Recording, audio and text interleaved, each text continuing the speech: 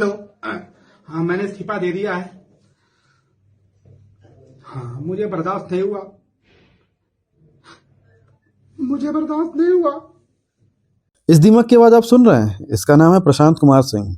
मऊ जिले का रहने वाला है और था जीएसटी का डिप्टी कमिश्नर। था क्योंकि साहब ने कैमरे के सामने बैठकर रोते हुए अपना इस्तीफा दे दिया है। कह रहा है मैं त्याग पत्र दे रहा हूं क्योंकि शंकराचार्य अविमुक्तेश्वरानंद सरकार के खिलाफ बोल रहे हैं और मैं मोदी योगी के खिलाफ एक शब्द भी नहीं सुन सकता। लेकिन सच्चाई हमेशा की तरह इससे कहीं ज्यादा बदबूदार है। प्रशांत सिंह जीएसटी अफसर बनने से पहले ट्यूशन पढ़ाता था। ख्वाब राजनीति में विधायक बनने का था। समाजवादी पार्टी के उस दौर के मैनेजर नेता अमर सिंह का कनपकड़ू चेला भी रहा है। फिर एक दिन फ्रॉड करके नौकरी भी पा गया। फ्रॉड कैसे, आइए बताते हैं। सरकारी नौकरी पाने के लिए इसने एक असली विकलांग का हक छीना। कैसे?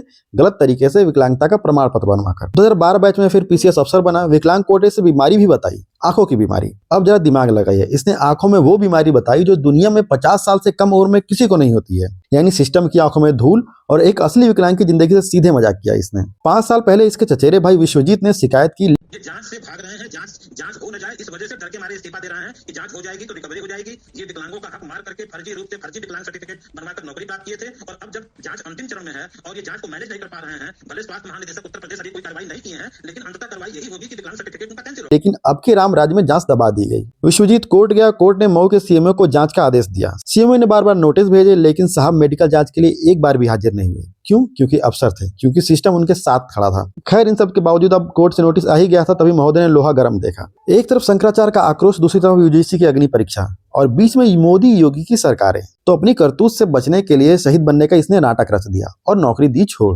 कैमरे के सामने रोया, खुद को मोदी योगी भक्त भी बताया, नमक हलाल होने का तमगा भी लगाया। लेकिन सच ये है कि इस्तीफा बलिदान नहीं, बचाव का आखिरी चाल था। क्यों? क्योंकि मेडिकल जांच में अगर ये गया तो सर्टिफिकेट फटेगा और सर्टिफिकेट फटा तो पूरा खेल खुलेगा। अब जरा सोचिए, जो अफसर एक विकलांग का हक खा सकता है वो सिस्टम को अंदर से कितना खोखला करता होगा। इसका इस्तीफा देना बलिदान नहीं था, बल्कि ये कानून के हाथों से बचने का एक डिप्लोमेटिक एग्जिट था। साहब भक्ति ही करनी है तो जरूर करिए, लेकिन याद रखिए कि जिस रामराज का आप हवाला दे रहे हैं वहां न्याय सबसे ऊपर है और न्याय कभी फर्जीवाड़े के बैसाखियों को स्वीकार नहीं करता है। अब देखना ये होगा कि सरकार इस इस्तीफे वाले स्टैंड पर कितना पिघलती है। आप क्या सोचते हैं, ये इस्तीफा भक्ति है या फिर डर?